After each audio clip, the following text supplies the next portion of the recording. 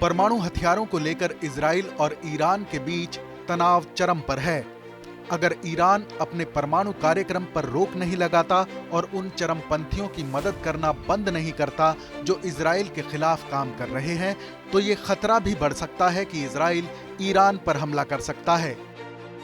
इसी बीच ईरान के अखबार तेहरान टाइम्स ने इजराइल के रक्षा मंत्री के हमले वाले बयान पर पलटवार करते हुए इजराइल का एक नक्शा जारी किया है, जिसमें हमले के संभावित लक्ष्य दिखाए गए हैं। अब ये माना जा रहा है कि इस नक्शे की वजह से एक बार फिर दोनों देशों के बीच विवाद में बढ़ोतरी होगी।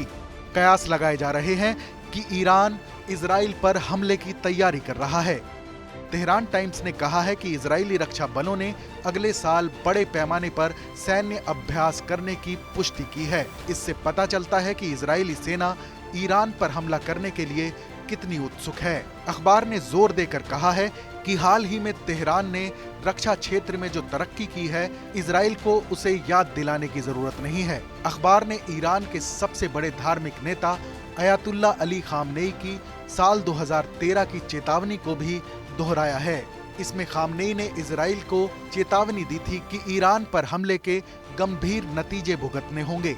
खामनेई ने यह भी कहा कि कई बार यहूदी शासन के नेता हमें धमकाते हैं, वो सैन्य हमला करने की धमकी दे रहे हैं, लेकिन मुझे नहीं लगता कि वो जानते हैं। अगर वो गलती करते हैं तो ईरान को तेल अवीव और हैफा को तबाह कर देना चाहिए। तेहरान टाइम्स ने ये नहीं बताया कि नक्शे की जानकारी ईरान के युद्ध की रणनीति का हिस्सा है या फिर उसने किसी कल्पना के आधार पर इसे तैयार किया है। ये नक्शा इसलिए अजीब है क्योंकि खबर में बात तो इजराइल पर हमले की हो रही है, लेकिन इसमें लेबनान के हिस्से और फिलिस्तीनी शहर भी दिखाई दे रहे हैं। इसके अलावा इसमें इजराइल के नेगेव रेगिस्तान का भी जिक्र है। ईरान के परमाणु ऊर्जा संगठन के प्रमुख मोहम्मद इस्लामी भी अपने परमाणु संयंत्रों पर संभावित हमले की खबरों के चलते इजराइल को चेतावनी दे चुके हैं। उन्होंने एक इंटरव्यू में कहा था कि इजराइल को पहले खुद को आईने में देखना चाहिए और हमें धमकी देने से पहले अपनी ताकत को परखना चाहिए।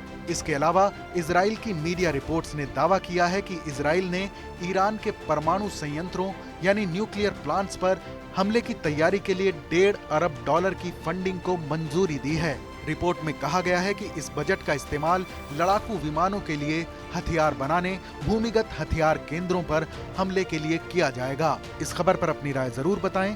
देश और दुनिया की तमाम बड़ी खबरों के लिए देखते रहें TV9 डिजिटल।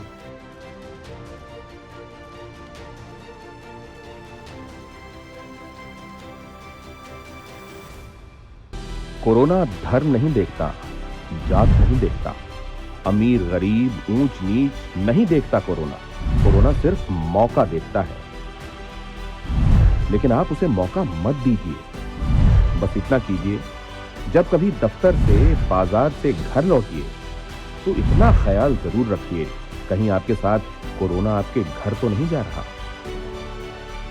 भूलिए मत, कोरोना अभी जिंदा है।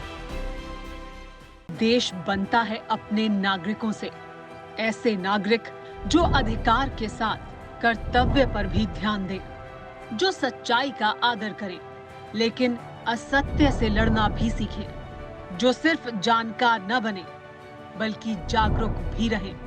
इस काम में TV9 डिजिटल है आपका मददगार लगातार, ताकि आप भीड़ का हिस्सा न बने बल्कि राह दिखाएं भीड़ को। देखते रहिए TV9 डिजिटल।